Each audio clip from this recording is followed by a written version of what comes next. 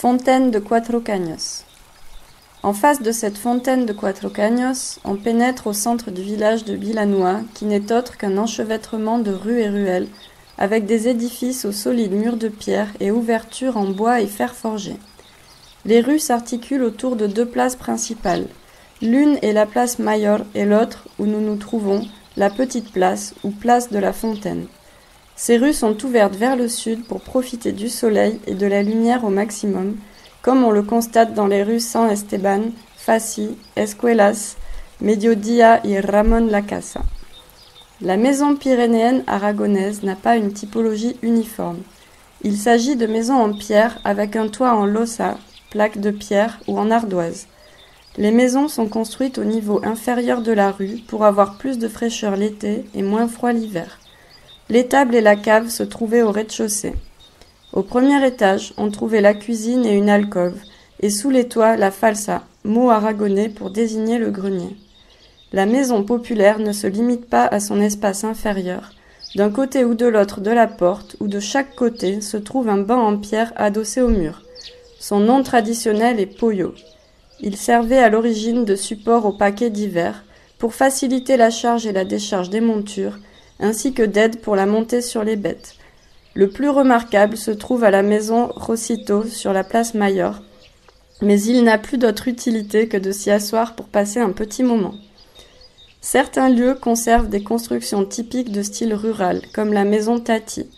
Sur l'arc en plein cintre de la porte, on observe le blason de Ximénez de Senarbe. Il s'agit d'une famille de seigneurs descendus dans la vallée pour cofonder la nouvelle ville que vous visitez. On peut en observer d'autres. Les écus des infanzones sont présents dans des endroits remarquables de la façade, de préférence sur le linteau de la porte.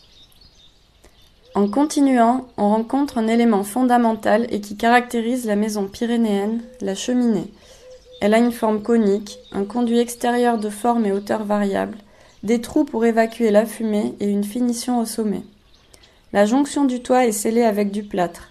Cette dernière peut être surmontée par de fines plaques de pierre qui forment une sorte de petit toit afin de protéger de la pluie et de la neige. Tout au long des Pyrénées aragonaises, on peut observer différents types de cheminées. Sur cette place, l'édifice le plus remarquable est l'ancienne mairie. De nos jours, le rez-de-chaussée accueille une pharmacie. Le dernier étage est mis à disposition par la mairie comme lieu pour les jeunes et l'espace sous les toits est utilisé pour des concerts.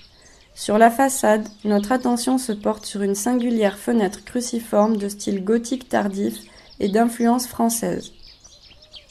Le terme maison désigne une unité juridique qui est importante dans la vie du village en conséquence du caractère indissoluble du patrimoine. La maison est le bien du tronc familial. Dans l'habitation, on garde les animaux, on travaille les périodes durant lesquelles on ne travaille pas au champ, on cuisine, on traite les affaires familiales.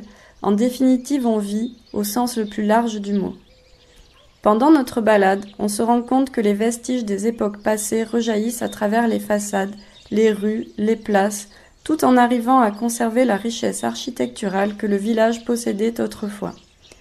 Vilanua célèbre ses fêtes principales le 8 septembre, la nativité de Notre-Dame, et les petites fêtes le 26 décembre, San Esteban.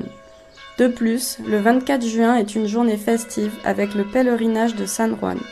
Nous vous invitons à venir profiter de l'une de nos fêtes, vous serez les bienvenus.